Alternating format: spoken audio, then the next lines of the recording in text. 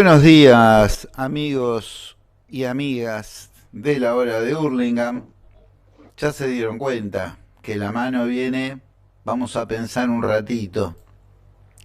Qué día feo, día frío. Qué lindo, lindo está el cambio climático. Un día tenés, qué sé yo, casi más de 20, 30 grados y después tenés lo que se llama una amplitud térmica severa. Ahora tenés 10, 15 grados menos. Em, el otro día me enteré viendo un programa sobre temas climáticos que en este momento a nosotros lo que nos conviene, si más o menos queremos tener una vida que no sea peor que lo que estamos viviendo, tener baja temperatura. Necesitamos baja temperatura. Por toda nuestra actividad tan simpática, el ser humano ha hecho aumentar la temperatura promedio. Yo hoy lo tengo colgado ahí a Lucas que está mirando y acomoda la cámara. Y yo me acordaba que están desesperados porque en el promedio no quieren que la temperatura aumente 1,5 grados más. ¿Está? Y nosotros, como somos tan cancheros, somos anti-cuarentena, somos todo, ¿qué vamos a pensar nosotros que justo los genios de Argentina que venden alimentos, cómo van a estar afectados por el cambio climático? Si vos, ¿por qué te va a afectar que de repente cuando necesites sol no tengas, que cuando necesites lluvia para la semilla no tengas? Entonces, nos va a joder. Así que yo le digo, piénsenlo, en su casa separen la basura, sean, no les digo muy inteligentes, les digo un poquito así. Separen la basura, hagamos algo. Bueno, luego de esta entrada así tan optimista y tan, como me dicen los chicos del futsal, que les digo de todo, tengo el gran gusto de presentarlo al señor Lucas Sens, columnista de la hora de Hurlingham allá hace qué sé yo, 300.000 notas atrás. ¿Cómo andás, Lucas? Bien, Marcelo, bien, me quedé un poco sorprendido, no, sorprendido no es la palabra, pero impactado por lo que estuviste contando, que es la realidad, ¿no? Es la Lo que realidad. pasa con la destrucción del medio ambiente Sí, sí, sí. Lo y que las no quieren repercusiones. es el promedio. Si el promedio se pasa de 1,5 grados, dicen que es irreversible todo lo que viene. Irreversible. Habrás visto por ahí noticias que comentan el otro día en Rusia encontraron, viste, no sé si te enteraste, un mamut de 20.000 años, jovencito entero. Encontraron un potrillo de 42.000 años. Encontraron la cabeza de un león entero. ¿Eso en dónde está? En el norte del planeta, que es como si fuese una pelota, la parte norte de Rusia, de Canadá y demás. Ahí hay una cosa que se llama Dermafrost, que es la tierra que permanece helada. O sea, el piso que vos pisás, la tierra tiene hielo desde hace miles de años. Pero el problema que al descongelarse está intacta materia orgánica de hace miles de años y las bacterias empiezan a trabajar y largan un gas que se llama metano, que es altamente destructivo sobre nuestra atmósfera. Entonces, son muchas cosas que creo yo que pueden embarrar la felicidad. Totalmente, ¿no? Me parece que Y ahí la fel- tendríamos que analizar qué es la felicidad. mirá, por lo pronto, ¿no? Me estoy haciendo un mate, por eso me Yo muevo así. también, estamos igual, mira. Está muy bueno. ¿Sabes que había un filósofo argentino muy, muy famoso, que no voy a dar nombre porque igual no nos va a estar escuchando, no te preocupes, Pero pero que ¿quién? decía que, no importa, Está pero bien. que decía que el mate impedía pensar. ¿A vos te parece? Pero que era un filósofo argentino. Sí, Con el era, bigotito. El era- maten impiden pensar. sí, ¿no? Tremendo. Sí, Bueno, era argentino, pero bueno, comulgaba con algunas ideas un poco rancias, claro, ¿no? así como que el tipo... Bueno, yo en Eh, Piedra del Águila, cuando trabajé, conocí un directivo de Impreshilo, que es una de las empresas más grandes constructoras del mundo, que el tipo odiaba el mate. el italiano. Decía, largue la latita y el fierrito ese que chupan, así decía el tipo. Entonces, en el hospital, cuando yo lo atendía como radiólogo, él hablaba conmigo y yo le decía, ¿por qué le tiene tanta bronca al mate? Me dice, yo prefiero que tome café. Dice, café, pone la máquina, hace enseguida. Dice, pero el mate me pierden 10 15 minutos más preparando el mate. El Tano. Bueno, Bueno, arranquemos pero con... dale. Dejemos de divagar, dejo yo de divagar y arrancamos. Sí, era una anécdota de color, pero está buena la pregunta que planteaste, ¿no? Sobre la felicidad. Claro, Y me parece muy interesante en relación con lo primero que dijiste, ¿no? Es cómo podemos pensar la felicidad en un mundo que estamos destruyendo, básicamente, claro, ¿no?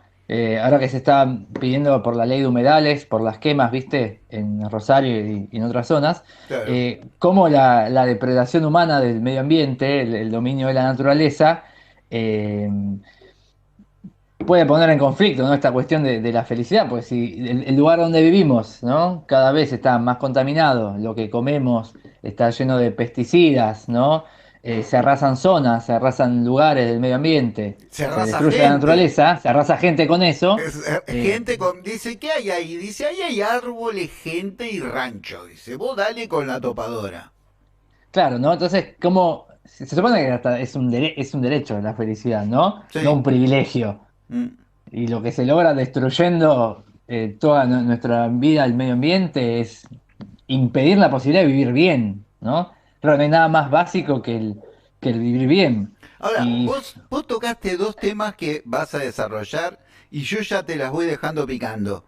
¿Es lo mismo vivir bien que ser feliz? bueno, ¡Ah! todo ¡Ah! depende, vamos a empezar, ¿Arrancamos? ¿Primera en, ponemos? en cómo entendemos la idea de felicidad, por un Claro, lado, ¿no? Y bueno, y cómo entendemos el vivir bien. claro. Eh, Antiguamente, o sea, yéndonos a nuestros amigos ahí, los griegos, Vamos arriba los eh, griegos. las dos ideas estaban relacionadas, ¿no? Es decir, Aristóteles mismo lo planteaba, ¿no? Lo que es la felicidad en términos individuales solo se logra con la vida en comunidad y Claro, con la vida buena, ¿no? Es claro, decir, vivir bien, que obviamente tiene un significado, ¿qué significa, no? Vivir bien, es el camino, o mejor dicho, es la felicidad misma. Si vivís bien, sos feliz, y si sos feliz es porque vivís bien. claro, Eso digo, en el pensamiento antiguo eran como las dos caras casi de una misma moneda. claro, El que vive mal va a ser infeliz, el que vive bien va a ser feliz. claro, Claro, ahora vos pensás, ¿no? Te preguntás, ¿no? Estamos hablando de la destrucción de las topadoras arrasando la naturaleza y a la gente misma, ¿no? sí, Y el que maneja eso, ¿no? No, es decir, no vive bien. O sea, o no cumple mucho con el vivir bien en comunidad, claro. supongo.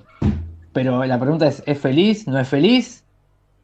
Bueno, un poco de la idea de la charla de hoy es como charlar un poquito sobre la definición de la felicidad. Claro. Yo lo traje a Aristóteles, en realidad, ahí un poco de contrabando, pero porque como que una de las preguntas básicas, digo, de la filosofía y de la existencia misma, es la pregunta de cómo debemos vivir. Y en la antigüedad, la pregunta por la felicidad era como una de las preguntas base de la filosofía misma. Claro. Y había un montón de ideas sobre la felicidad, Ujú. ¿no? Ahora, hagamos como una pregunta. Si te pregunto a vos, Marcelo, ¿qué significa para vos ser feliz? ¿Vos Ah, cómo lo podrías, ah, tirame así una definición como entrada, ¿vos cómo podrías definir la felicidad? como chispazos.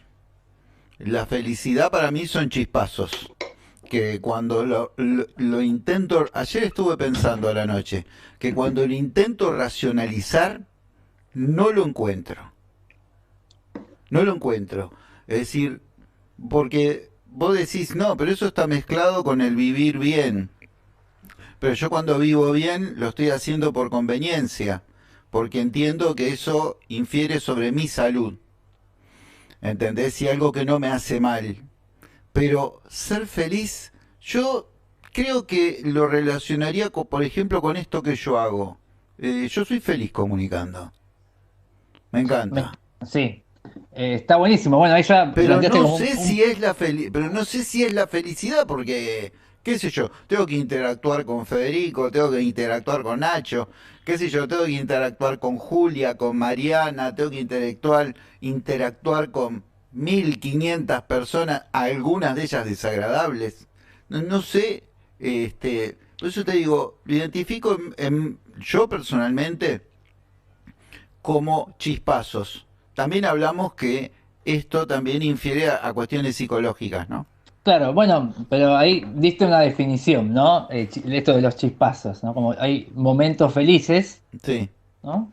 Mm. Eh, pero vos decís, bueno, quizás no sé si eso es la felicidad. Claro, Y lo que pasa es que la palabra felicidad, que tiene una carga, ¿no?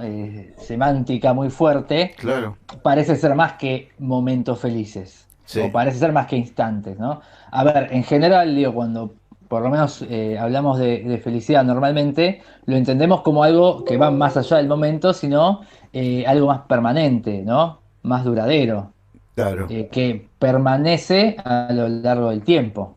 Que vos claro. por ahí podés tener, ¿no? A ver, es una definición posible, pero es un poco la que manejaban justamente los antiguos griegos, ¿no? Cuando Ujú. estamos hablando ahora.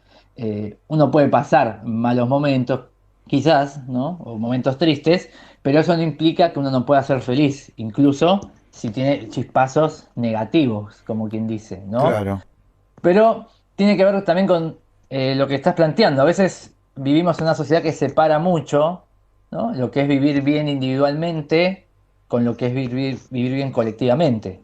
exacto. Que eso tam- tampoco es algo, no es algo fortuito, digo, es un proceso de pensamiento que se viene dando desde inicios de la modernidad. Digo, Claro, hay por un lado lo público, ¿no? La bien comunidad, y por el otro lado lo privado, ¿no? Y hoy se supone que uno puede buscar la felicidad a modo de forma privada, individualmente, haciendo por ahí lo que uno le gusta, pero que a nivel social hay que respetar ciertas reglas y ciertas estructuras. claro, Bueno, esa visión no estaba en los antiguos griegos, ¿no? El vivir bien individual también era el vivir bien en comunidad. No es que era una cosa, uno vivía bien, pero vivía en una ciudad que se cae a pedazos. No claro. existía esa disociación entre individuo y sociedad, Lo ¿no? que Era todo pasa, como un conjunto orgánico. claro, lo que Sí, pasa, lo que pasa es que ellos también eran en distintas etapas, ¿no? Igual que nosotros. sí, por supuesto. Como dice el Pepe Mujica, vos tenés momentos de ganancia para un pueblo y momentos de pérdida. El momento de ganancia puede ser cuando vos lográs culturalmente que haya mucha gente que individualmente tiene una serie de valores que pueden combinarlos en forma colectiva y entonces ahí hay un colectivo y una parte individual que coinciden en querer las mismas cosas, ¿no es cierto? Entonces deciden que tienen que tener todos un plafón, como decir, tenemos una base de vida, pero yo creo que la felicidad y algo lo hablábamos ayer y me estaba trayendo eso porque es un tema harto. Yo le digo a los que escuchan que lo que ustedes están escuchando acá, al menos de mi parte, de Lucas, es como que nosotros no estamos diciendo cosas definitivas, ¿no? Estamos tirando ideas. Y ayer hablábamos de lo que era una calle, ¿no? Que es como que uno, es decir, en la vida uno transita una calle y vas caminando y vas transitando y vas viendo qué pasa y de repente hay cosas que te causan alegría, otras que te causan tristeza y vas aprendiendo. Nada es definitivo, pero si de repente te encontrás con una situación límite, ¿no? X y la tenés que sortear.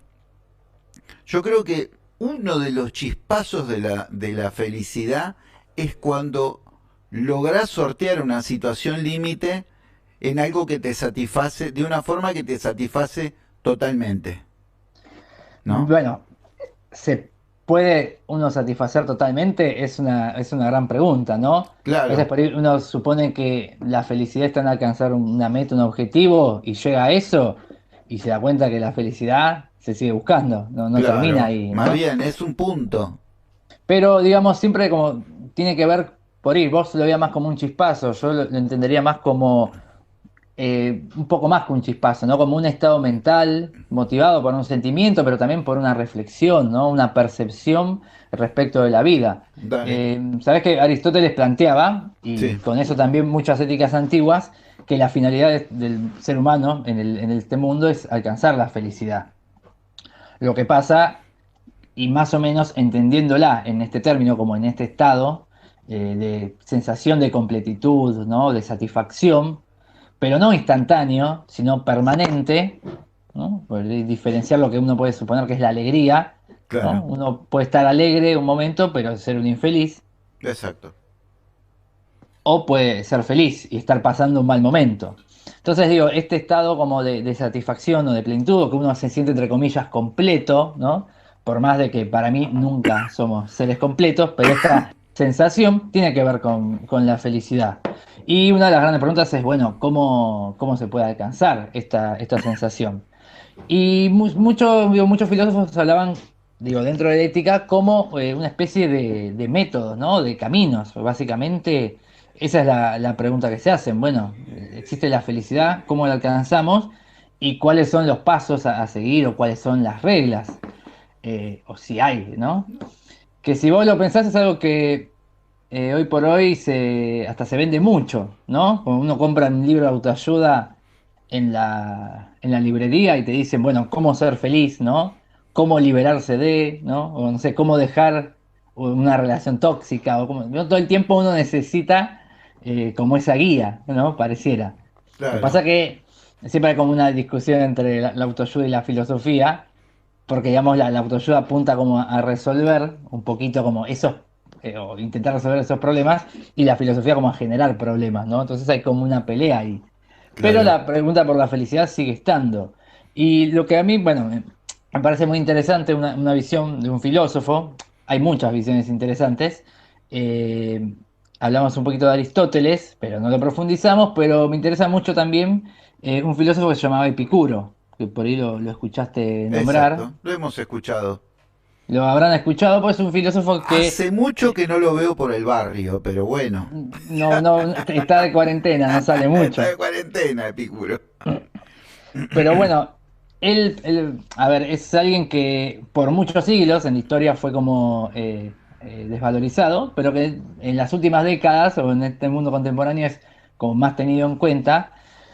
Que básicamente, digo, una cosa que planteaba él era que la felicidad era un estado del alma, que la filosofía tenía que servir, ¿no? Para tranquilizar el alma, ¿no? Él se peleaba mucho con los platónicos, con los aristotélicos, que hacían todas esas teorías de conocimiento súper desarrolladas. Para él la filosofía era algo más simple, tenía que ver con eso, con cómo alcanzar la curación del alma, y él hablaba de una palabrita que es muy conocida, que es la ataraxia, ¿no? Que es la tranquilidad del alma. Sí, para los epicúreos la felicidad tenía que ver con la paz interior, ¿viste? Es lo que entendemos como paz interior, como Claro. ese estado de tranquilidad donde uno de alguna manera está satisfecho, pero no una satisfacción así momentánea, sino cuando uno está satisfecho espiritualmente por lo que vive, lo que hace o lo que tiene a su alrededor. Esa tranquilidad del alma era lo que los epicúreos, por ejemplo, buscaban y entendían como la felicidad. Lo que pasa es que tenían una manera de entenderla que no separaban el cuerpo del espíritu, ¿no? Viste que uno plantea o piensa habla de alma y se imagina como la visión cristiana del alma peleándose con los placeres carnales y todo eso, ¿no?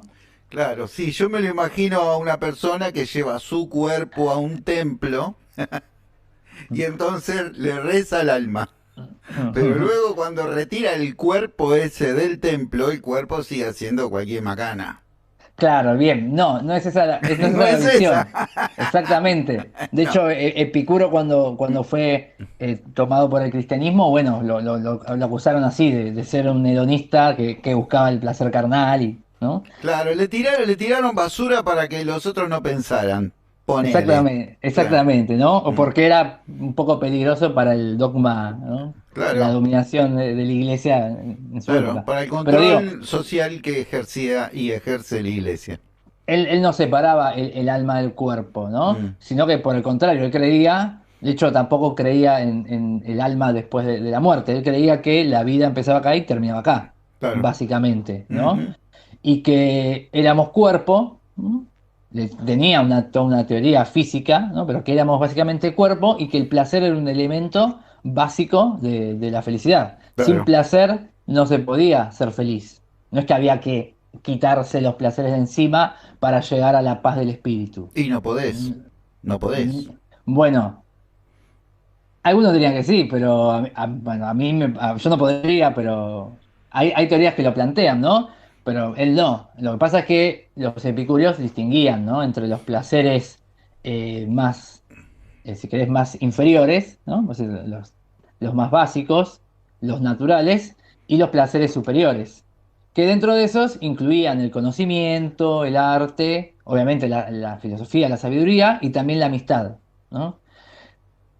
Pero básicamente lo que planteaban es que una vida feliz y una vida de paz espiritual tenía que ver con la búsqueda de placer, pero no cualquier placer. Y sobre todo un placer que genere, digamos, o que aumente el placer y que nos permita rechazar el dolor, porque la idea básica de Epicuro era esa, ¿no? El ser humano busca el placer y rechaza el dolor.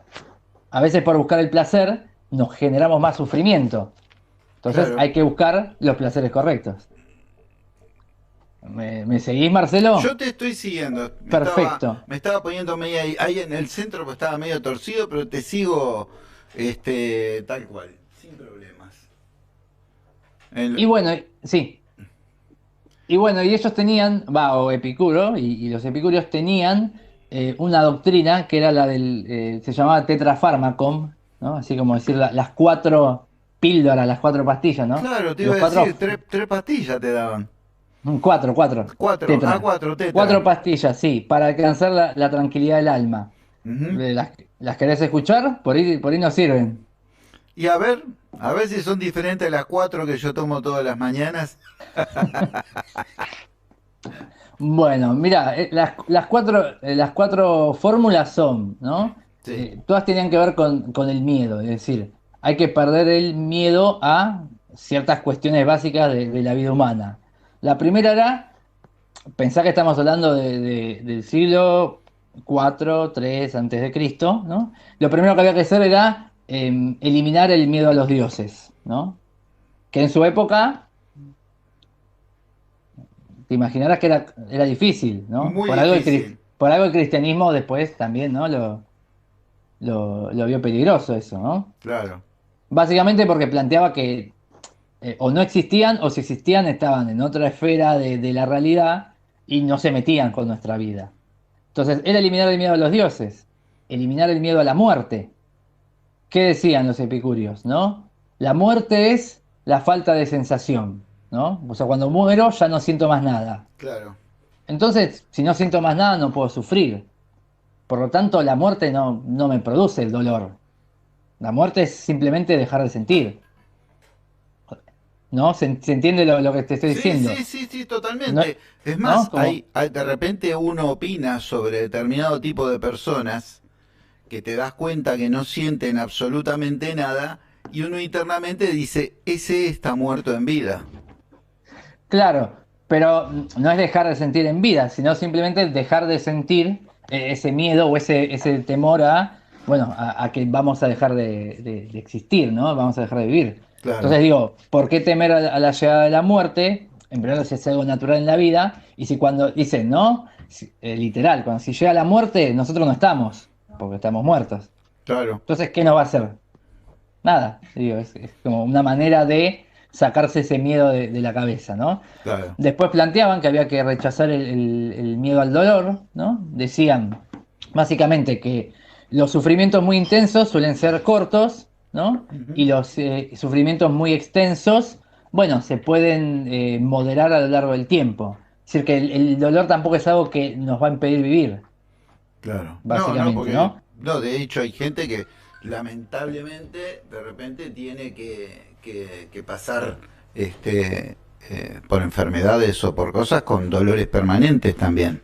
Hay de todo un Exacta- poco. También pensaba en exactamente. algo muy oscuro como es la tortura. Es decir, que de repente te sometan a un dolor, qué sé yo, 20 minutos, 30 minutos, una hora, complicado, Sí, complicado. bueno, obviamente que en una circunstancia como esa Se rompe todo, se rompe es muy todo, difícil, por es muy supuesto. difícil. Yo creo que en esa circunstancia deja de existir la filosofía. No, pero no te creas, ¿eh? Mirá que, digo, nosotros, acá Yo por decir argentinos que, y uruguayos, ¿no? sí, Vos, bueno, un caso como el Pepe Mujica, por ejemplo, ¿no? mm, Que costó cuántos años estuvo encerrado en un calabozo por la como dictadura 12 militar. años, sí, eran todos, ¿cómo es que le decían ellos? Que los tenían secuestrados, eran, rehenes, eran Exactamente, rehenes, ¿no? eran rehenes. Lo- Igual ellos fueron los rehenes más conocidos, pero las cárceles uruguayas llegaron a tener 5.000 presos políticos, todos los días elegantemente torturados, exact- así que más los 300.000 exiliados y demás. sí, sí, sí, obvio, ¿no? Una cantidad, te digo, el Pepe Mujica o sea, Rosenkopf, porque quizás son de Sí, los más conocidos. son ejemplos, ejemplos puntuales de algo masivo. Exactamente, ¿no? Y digo, pensando en casos como esos, digo, cómo han tenido que fortalecerse espiritualmente, ¿no? Anímicamente para no enloquecer, ¿no? Para soportar ese tipo de situaciones límites, ¿no? Claro. Es decir, no tengo idea, no voy a decir si son o no son felices, no importa, digo, sino que cómo, eh, aunque estén, digo, todas esas cosas ahí alrededor de ellos, cómo pudieron soportarlas quizás, digo, por su carácter, por su fuerza, porque tenían ideales, porque no se podían dejar doblegar ante esos dolores, ¿no? Cómo pudieron mantenerse en pie y su equilibrio y todo lo que lograron después de eso, ¿no? Vos sabés que Entonces justo, es muy interesante, digo, está buenísimo el ejemplo que me trajiste, porque es como en una situación tan extrema y tan espantosa, como incluso en esos momentos hay por lo menos, digo, no sé si es una brújula o una guía que te permita soportar eso en pos de esto de la felicidad que hablamos, ¿no? Y de esa especie de tranquilidad. Obviamente no vas a estar tranquilo, pero quizás, mirá, quizás hasta en una situación como esa, quien le pierde miedo a la muerte es el que sobrevive, ¿no? claro, Interesante. yo mientras vos estabas hablando y a mí me bajó una palabra que se llama libertad. Entonces yo dije, por ahí la libertad tiene un papel y el concepto profundo, real, de la palabra juega, casi determinantemente, porque es como que la base, es decir, una persona que no es libre no puede pensar ningún tipo de felicidad y no puede pensar ningún Exacto. tipo de situación de sentirse bien, creo yo. Exact- Es como una exactamente, sí, sí, base. ¿Por qué? Porque la- en cuanto a lo que pasaba en esa época, tanto en Uruguay como en Argentina también, con las personas que eran perseguidas y demás, o en Chile y demás, esas personas tenían abajo e internamente el concepto de la libertad. Y que vos amás la libertad y que ibas a ser libre, vivo o muerto. Así que los tipos te podían sacar una palabra por una tortura, pero no te iban a poder sacar los contenidos y los valores humanos que vos tenías adentro, por los cuales yo creo que no sé si esa es una punta de la felicidad básica, el tema de la libertad. Sí, totalmente, sí, de acuerdo. Es más, digo, relacionándolo con esto que te digo de las máximas, ¿no? El fármaco de Epicuro, la Sí, libertad juega un papel fundamental. De alguna manera, para ellos no tiene sentido pensar la búsqueda de la felicidad o la búsqueda de esta tranquilidad, sino pensamos en que somos libres y que tenemos una voluntad de elegir, claro. ¿no? Eso también, bueno, no me quiero ir por de tema, pero bueno, eso también lo lleva a confrontar a muchas otras visiones, ¿no? Del universo griego, de cómo lo pensaban, ¿no? Está Pero bien, te dejo, mira, ahora digo, pero no te preocupes. Ayer concordamos que esto es como una calle donde es una vamos calle, viendo sí, cosas y no nos estamos mandando por las ramas, sino que, digamos, son todas las las avenidas, las adyacencias del Totalmente, mismo tema. totalmente, totalmente. Pero sí, la libertad juega un papel fundamental. Si Lo no que pasa hay que, yo quiero esa decir una conciencia y cosa, esa posibilidad de pensar, sí. yo le quiero decir a los que oyen, lo que pasa es que yo a propósito lo gasto, pues así lo saco de cuadro, pues él debe tener todo armado y todo lo demás, y yo a propósito, vio, lo Mm. tenso y lo llevo para otro lado. ¿Sí? ¿Qué decías, caballero? Sí, es lo más parecido a una clase de filosofía, cuando te saltan con preguntas. Claro, que te dice, pero si no estaba dentro de lo que estamos hablando, ¿para qué me habla de esto? Pero sí, siempre está, obvio, es como si vos es una calle que tiene un montón de otras avenidas, ¿no? Ujú.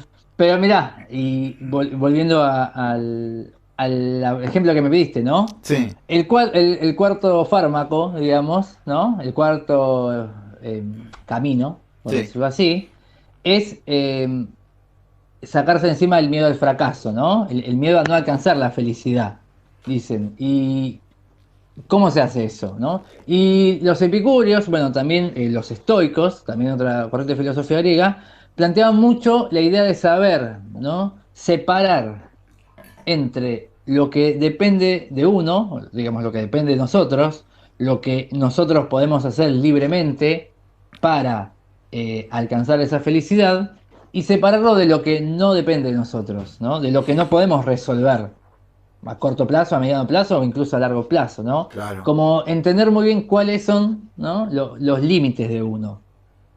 Y tiene que ver justamente con cómo enfrentar estas situaciones límites. Porque si uno sabe, el ejemplo ese es muy bueno, digo, si uno sabe, si uno hasta le pierde ese miedo a la muerte y le pierde ese miedo al dolor, y uno sabe qué es lo que puede hacer y qué es lo que no le queda otra que esperar, básicamente, claro.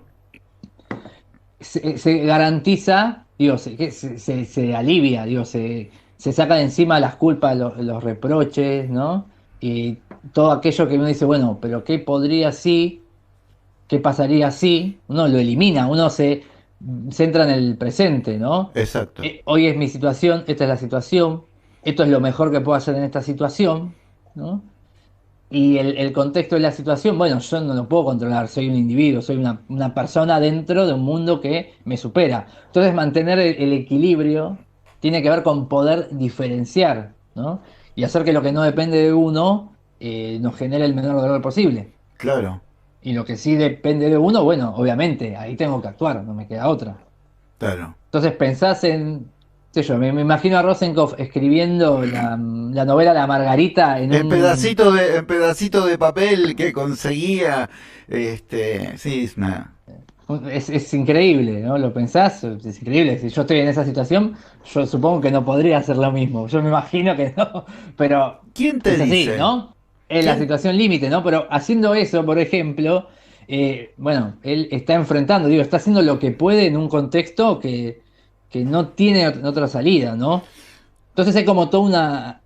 Que no es una, a ver, no es una situación pasiva, no es que él estaba ahí y decía, bueno, no es que se dejaba librado a qué sé yo, el encarcelamiento, pero sí entendía o podía comprender que no tenía en ese momento otra posibilidad, ¿no? Su libertad estaba quizás recluida a ese pequeño espacio interior, ¿no?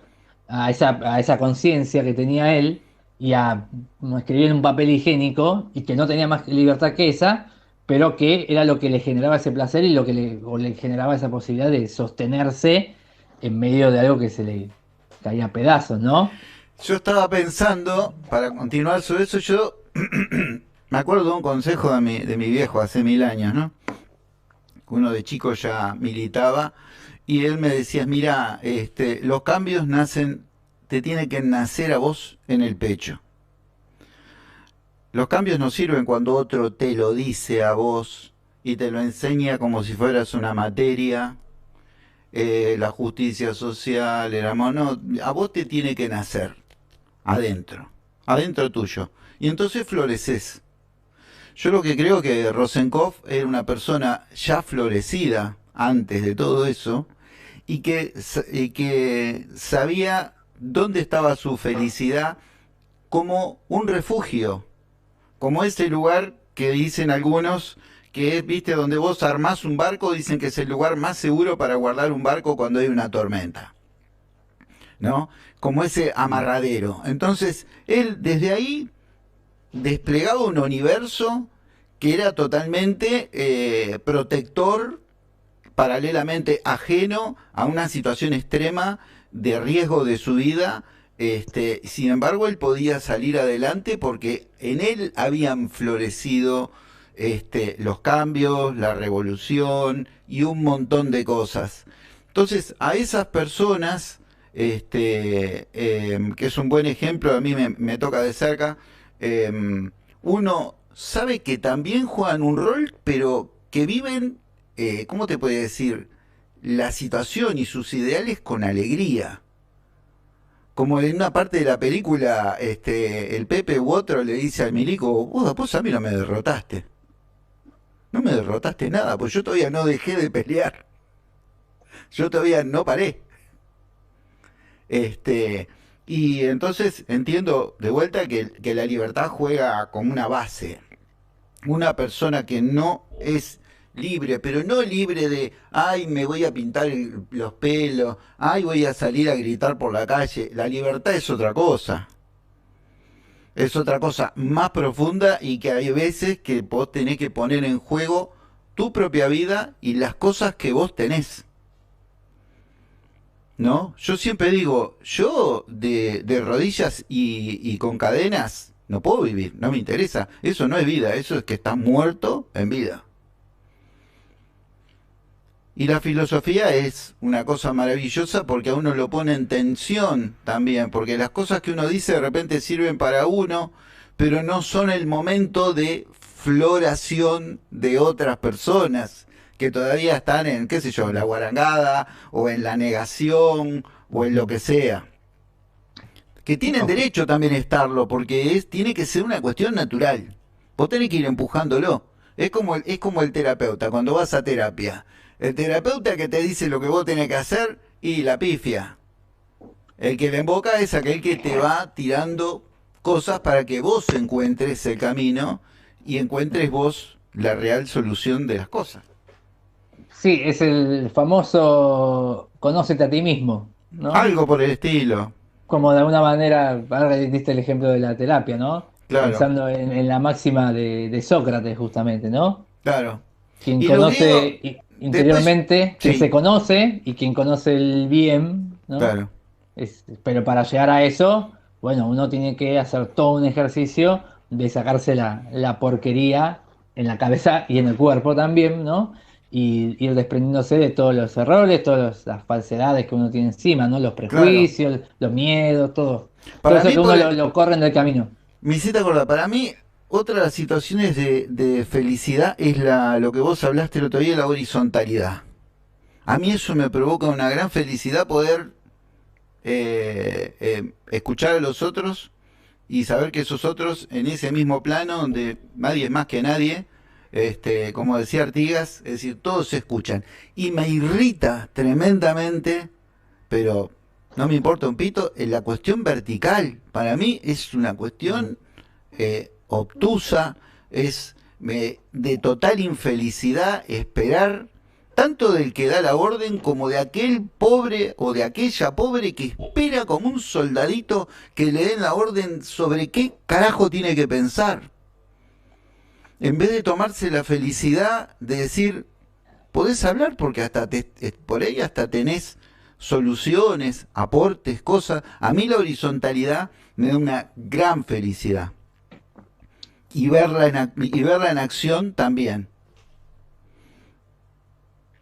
Bueno, es que si uno piensa, a ver, el que está esperando todo el tiempo a recibir esa orden o a cumplir con un mandato, bueno, uno puede preguntarse claramente si es feliz o cómo entendería la felicidad de esa persona, Le ¿no? preguntan si es feliz, espere que tengo que esperar que el líder me lo diga. Él Claro, me lo dice, me exactamente. dice, ¿usted es Puedo feliz? decir, Ah, yo soy feliz, dice el tipo. bueno, No es joda. bueno, Estamos hablando a en ver. joda, pero estamos hablando en serio. Lamentablemente pasa muchísimo y tiene que ver también porque a ver, para preguntarse todo eso, digo, es una pregunta que angustia justamente, ¿no? Claro. Cuando vos te preguntás eh, qué es la felicidad, es una pregunta que angustia, que te socava el piso, ¿no? Empezás a Claro. sentir que estás en arena movediza o que no sabes bien qué estás pisando. Mm. Digo, si uno se maneja por simplemente mandato, como vos decís, bueno, la sociedad dice que vamos para acá, vamos para acá, dice que vamos para allá, ¿no? Está muy relacionado con el materialismo y con el consumo. Bueno, compras esto, conseguís esto, triunfás acá, listo, y vas a ser feliz. Y la realidad es que no pasa eso, No. ¿no? No pasa y ni siquiera le pasa mucho a las personas que consiguen todo eso, porque cuando se preguntan internamente, bueno, si sienten esa supuesta completitud o esa plenitud que supone la palabra felicidad, se dan cuenta que no, que No, han no hecho, ¿no? Han hecho un camino por ahí o han atravesado un camino más por imposición social que por el deseo genuino, ¿no? Y, El otro día en Página 12 y creo que salió, ahí está. leí un artículo, creo que es de una película, de una alemana, que ella hace todo un cuestionamiento sobre su familia. A raíz Sí. de que un día en su casa encuentra documentos de su familia alemana, donde su papá se discutía muchísimo con el abuelo. El abuelo que había hecho, el abuelo se había apropiado de una empresa de una familia judía. La mayoría de esta familia judía había sido deportada hacia Auschwitz y excepto uno que había escapado a Mm, Estados Unidos, murieron todos. Ahora vas a ver a dónde viene el cuento. El padre de esta muchacha, que le criticaba a su padre toda esa actitud, lo ubica a esta persona en Estados Unidos, y empieza a hacer las gestiones para que el abuelo le devuelva a esta familia la empresa. Entonces ella dice que en Alemania habían tres tipos de personas, los que apoyaban, los que no apoyaban, y después otro que tiene una palabra en alemana, Manfreude, no sé cómo se mm, llamaba, que dice que son las personas que se dejaban llevar por la corriente. Y que con la excusa de que todo eso era legal y que estaba permitido por el poder, el Tercer Reich, entonces que estaba bien, pero que era un desastre eso, y que cuando se los iba a cuestionar ellos decían que estaba todo bien, hacían todas las negaciones, que no sabía qué pasaban con los judíos, que no sabían nada de esto, pero hablaban sobre que se dejaban llevar, se dejaban llevar, se dejaban llevar, y los que no soportaron eso fue la generación del padre de ella, que dice que inclusive entre los años 50 y los años 60 en Alemania hubieron grandes manifestaciones de jóvenes universitarios y demás, protestando porque había toda una base nazi que continuaba en lo que nosotros conocimos como la República Federativa de Alemania, ¿no? Era simplemente eso, ¿no? Como un ejemplo de los que se dejan llevar, ¿viste? Y Bueno, pero acompañan es algo desastres. bueno, se ha investigado, se ha teorizado un montón. Hannah Arendt, la filósofa Ujú. alemana judía, que planteaba el término, la banalidad del mal, ¿no? Ujú. Que acá, por ahí, el equivalente acá es la famosa obediencia de vida, ¿no? Exacto. Cuando, digo, y analizaba eso, ¿no? Los casos de un montón de personas que para a los ojos sociales eran personas correctas, que cumplían con su deber social, que por ir, digo, era como un trámite, ¿no? Mandar a matar a alguien era básicamente un trámite. Lo hacían por una cuestión burocrática, ¿no? Tener en cuenta banal, ¿no? Como si estuvieras comprándote algo en el supermercado, bueno, o llenando un formulario, bueno, mandabas a matar a alguien. Y era lo mismo, y tenía que ver con la deshumanización de la sociedad en general. Y cómo el mal puede, a ver, digo, el mal puede ser algo bien evidente y bien obvio o explícito, Ujú. o puede estar inmiscuido en un millón de pequeños actos de los cuales no se tiene conciencia. Y en Claro, donde lo que desaparece es la figura del otro, de la figura humana, ¿no? claro. Y volviendo al tema, no, volviendo, no, estamos acá. Estamos en el tema. La, también algo que se juega mucho en este tema de la felicidad es, bueno, cómo pensarla cuando estamos hablando de estas máximas, porque lo estamos hablando más desde el punto de vista individual. Pero ¿qué Sí. pasa con la felicidad colectiva?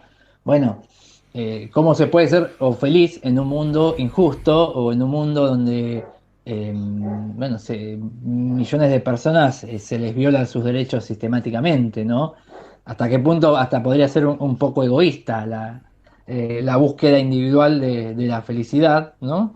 Cuando la felicidad también en realidad es una conquista colectiva, Exacto. ¿no?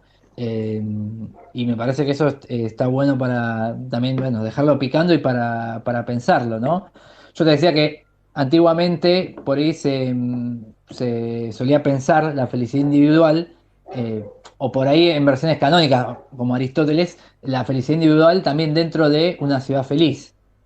¿Qué pasa? En el contexto histórico que escriben estos epicúreos, Sí. la sociedad estaba, el imperio, ¿no? El imperio macedónico estaba cayendo a pedazos, ¿no? Y entonces tenían una visión más individualista de la felicidad y no les interesaba la visión política.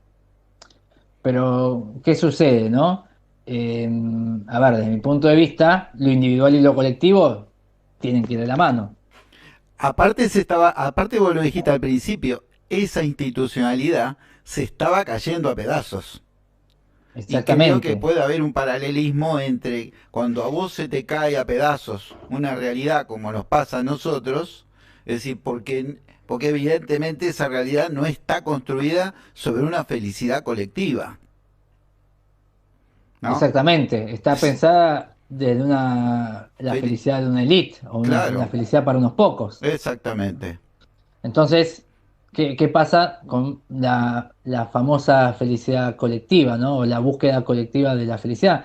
Yo te digo, socialmente, bueno, Ujú. uno lo ve claramente, desde todo ámbito, en el sentido del consumo y del mercado y de la publicidad, la felicidad está entendida desde este consumo, ¿no? Desde el Claro, tener. claro, Y no, y no ni podemos tenerlo todo, eh, sino que de hecho muchas veces tenemos sacándole a los demás, aunque no nos demos cuenta, pero es porque forma parte de la propia estructura. Y porque también el querer tenerlo todo a nivel material conlleva a lo primero que vos dijiste, que es la destrucción del medio ambiente transformado en objeto de consumo. Digo, para tener más hay que destruir más claro. y explotar más Mm. también, ¿no? Entonces, ¿qué clase de mundo se construye cuando uno piensa la felicidad para unos pocos, para los que pueden tener, ¿no? Claramente, ¿no? Hay una tensión muy grande y muy evidente, ¿no? O por querer tenerlo todo o por pensar la felicidad de esa manera, va a llegar el día en que nadie va a poder ser feliz si se sigue, ¿no? Con esta depredación, esta destrucción de la naturaleza y de la sociedad y de la vida humana. Claro, Pero ese problema de pensar la felicidad en términos económicos, que es lo más arraigado. Y la otra cara es esto, ¿no? Mientras socialmente se piensa la felicidad en términos económicos, está como este resquicio de pensarla por ahí individualmente o como una cuestión espiritual pero individual y no ir como a esta base, ¿no? A esta estructura social, que creo que si no se modifica de raíz, digo, no sabemos, bueno, sí sí, sabemos a dónde vamos a terminar, pero sí. claramente no es un lugar feliz, ¿no? No, no, porque por ahora las reglas del juego se establece que al mundo lo maneja el dinero. O aquello que tenga un valor similar al dinero. O como le dicen, las monedas o los objetos que pueden ser pasibles de ahorro, ¿no? Entre comillas.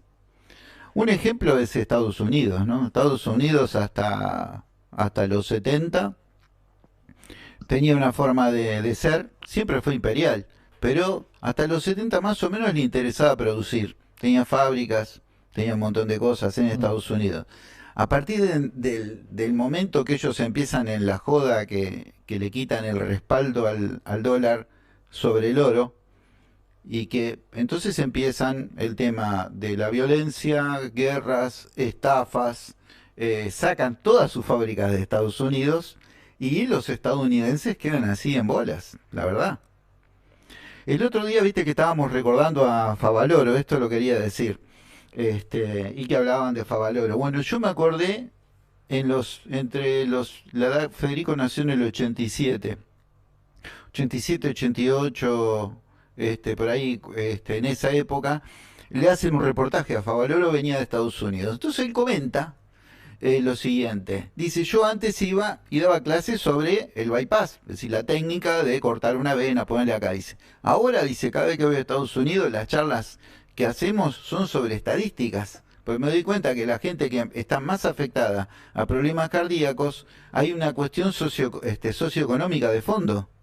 Dice, muy fuerte, gente que vive mal y que tiene grandes problemas, y en Estados Unidos tremendamente. El periodista, para chusearlo, le empieza a hablar de la Unión Soviética que se estaba cayendo en ese momento y le dice, ¿usted qué opina sobre la Glasnost? Que quería decir transparencia, ¿no es cierto? Y él dijo, me parece muy bien que la Unión Soviética llegue a eso porque está en un punto límite, que esto y lo otro. Dice, pero ¿sabe una cosa? ¿Sabe qué estoy esperando yo? Dice, ¿cuándo va a suceder la Glasnost americana? Dice, porque en este momento, en aquel momento, decía él, él decía que había 40 millones de estadounidenses en la calle. Cosa que, claro, como tienen un cerco mediático que protege esa felicidad del American Way of Life muy armada, ¿a vos te parece imposible cómo Estados Unidos iba a tener ya en aquella época 40 millones de tipos en la calle? Bueno, evidentemente en este momento toda esa infelicidad está convergiendo sobre un punto que los muestra paralizados, totalmente paralizados. Era algo que yo quería hablar sobre Favaloro y las distintas formas de verlo. Está buenísimo, me gustó me gustó y la pregunta desafiante, ¿no? ¿Cuándo es la Glasnost americana? ¿Cuándo va a venir la transparencia americana? La estamos Lo esperando, dijo ¿no? él, ¿eh? Lo dijo Sí, él. sí, sí, sí, sí. Pero bueno, es esta cuestión, ¿no? Es Mm, como esta tensión, digo, lo que estábamos hablando entre la tensión entre lo individual y lo colectivo. claro, Que a ver, es una tensión que va a existir siempre porque creo que forma parte de la condición humana. Y bueno, cómo pensar, ¿no? Por ahí desde el punto de vista individual y la felicidad y desde el punto de vista colectivo, ¿no? Como bueno, esta justicia social y esta conquista de derechos, que lo que tienen que hacer en realidad es, ¿no? Mejorar las posibilidades, las condiciones de vida para que después cada uno también encuentre, ¿no? Eh, esa felicidad, ¿no? Pero teniendo justamente las condiciones dadas, ¿no? claro, Sin eso, creo que no hay mucha salida. claro. Pero bueno, y cerrando también un poquito con lo anterior, eso, el tetrafármaco, estas cuatro indicaciones que daban los epicúreos, ¿no? Y que buscaban esta tranquilidad del espíritu, también lo que buscaban era la independencia, ¿no? La autosuficiencia puede ser de la figura del sabio o de aquel que básicamente hace ese camino para alcanzar la tranquilidad del alma, ¿no? Es decir, depender lo menos posible de lo externo, justamente como para cultivar lo interior, Claro. ¿no? Y encontrar en esa zona o en esa protección que vos me gustaste que eso es una metáfora, ¿no? Ujú. Ese florecimiento, ¿no? Sí. Ese florecimiento de algo interno y de algo propio eh, que depende de nosotros, ¿no? Es voluntario. Yo lo que aprendí, que me enseñó mi viejo, que eso depende de mí. Pero que requiere también, o Que sea, alguien te lo mencione y te lo de, hable y te lo estimule, ¿no? obvio, pero que hay contextos donde eso puede surgir, digamos, de forma más, no sé si sencilla, pero por lo menos o de otra forma, y contextos donde prácticamente no tenés tiempo ni siquiera para cultivar ese florecimiento interior, ¿no? Claro. Por eso también, a ver, cuando plantean todas estas vías, y esta búsqueda de placeres intelectuales, el tiempo, digo, el tiempo libre, el tiempo de ocio, de meditación y todo ese tipo de cuestiones es fundamental, ¿no? Obviamente, no todos podemos o no todos se pueden, porque claro, estás Claro. 24 horas enchufado, lo que hablábamos la otra vez de la sociedad de rendimiento, estás enchufado 24 horas haciendo un millón de cosas al mismo tiempo, ¿no? ¿Dónde está esa detención? Bueno, acá se está hablando también de un detenerse, de un analizar y de un repensar la situación, ¿no? Claro.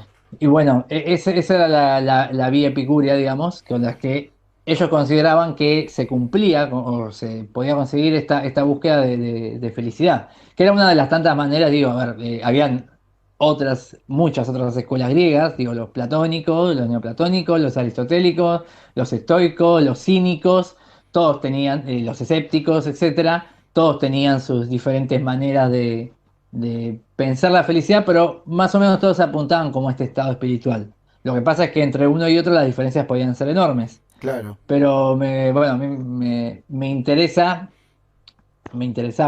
traer un poco acá a los epicúreos a la discusión, porque me parece que es lo que plantean no es nada extraordinario, ¿no? Hasta uno tendría como la sensación de que ya lo sabe, pero lo más difícil, por supuesto, es ponerlo en la práctica.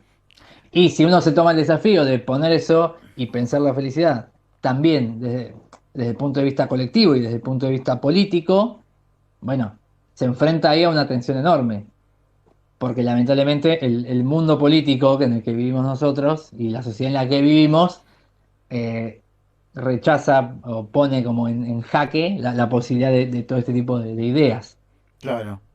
¿no? Ah, Pero bueno, es para pensar.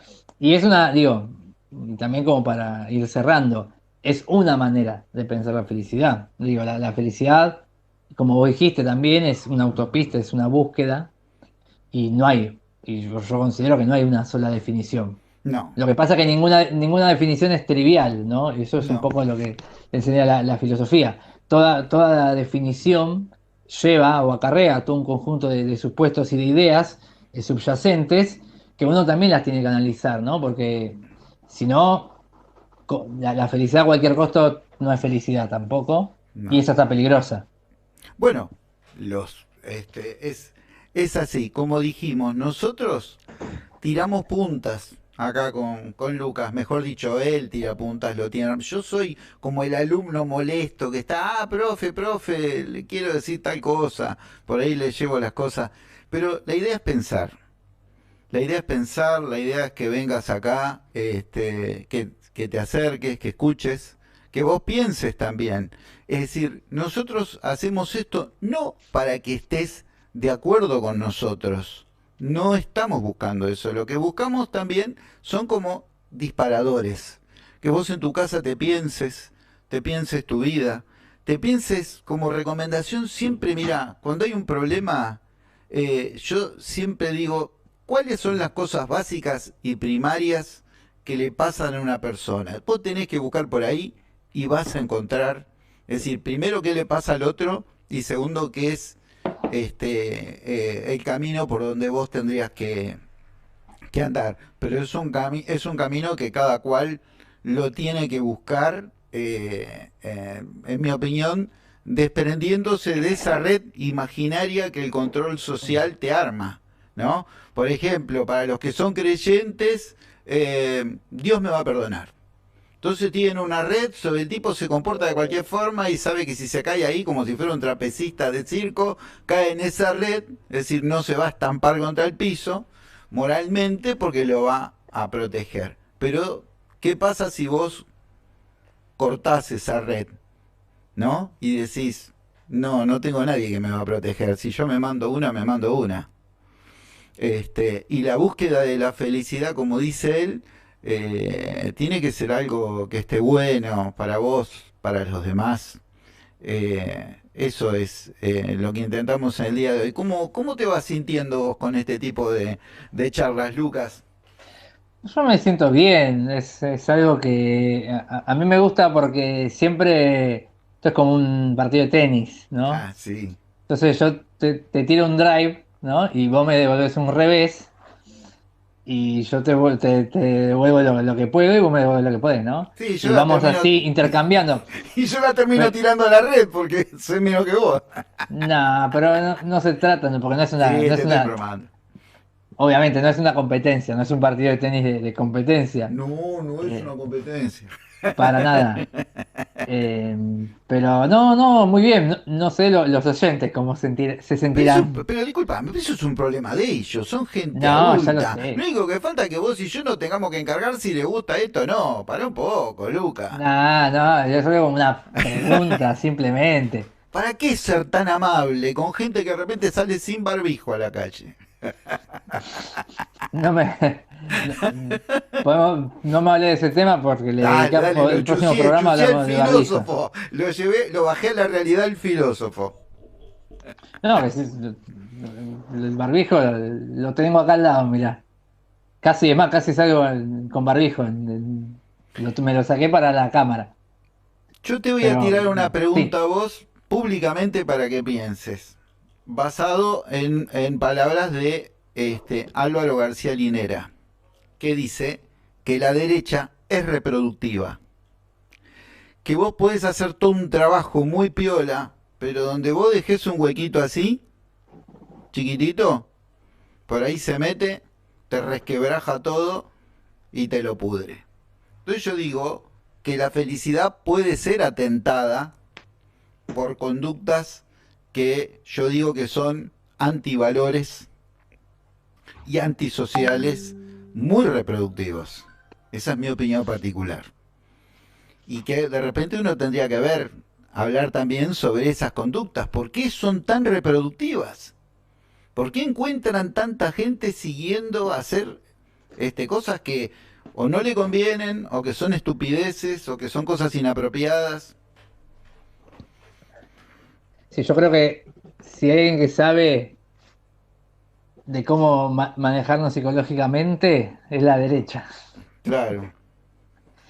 Y sabe encontrar esos resquicios donde transforman cualquier palabra, digo, cualquier concepto, cualquier idea, por más positiva que sea y por más revolucionaria que sea, ellos saben cómo trastocarles el sentido y transformarlas en instrumentos de dominación. Hay que Ponemos, ver por qué. ponemos punto final hoy acá. Dale, perfecto. Bueno, Así que saludos a los que están oyendo ahora o en tu oyendo, página, habla oyendo de y tu mirando. página, ahí en YouTube, contá, dale. Bueno, pueden buscarme en mi página de YouTube, Mm, en mi canal, que estamos subiendo no solo las entrevistas, sino bueno, diferentes videos sobre filosofía y otros temas que se irán agregando después. buenísimo. Así que pueden visitarla en YouTube, Lucasens. También tienen mi Instagram, que es mi nombre, o sea, muy fácil encontrarme. Ujú. Además, no hay tantos Sens en el mundo. Igual en Hurlingham hay varios, pero no es que abrís 800.000 Lucas Sens. O sea. Claro. Somos un poco únicos. Ah, Y está bueno, bueno. pueden seguir por ahí los videos. En estos días sale un videíto sobre la ética justamente, qué es la ética y cómo se define la ética y los dilemas de la ética, relacionado con este tema también. Así que bueno, el que quiera conocer y adentrarse un poquito más, que me busque en YouTube. Y si quiere revivir la entrevista, también va a estar ahí. Bueno, muchas gracias. Bueno, amigos y amigas de Hurlingham, hasta aquí. Hoy le tiramos, le pudrimos la cabeza encima con un día nublado, con frío, que por ahí se mira así, sí, callate, vos no te das cuenta de lo que me están diciendo de esto. Ahora no sé si soy feliz o no. Le arruinamos la tarde a más de uno, ¿vos qué decís? Ahora lo que vamos a escuchar es el informe del COVID que hace todos los días el Ministerio de Salud de la Nación, y que realmente esto ha sido la génesis de este programa para pasarlo todos los días. Chao, Lucas. Nos vemos, gracias, Chao Marcelo, hasta la próxima. Chao.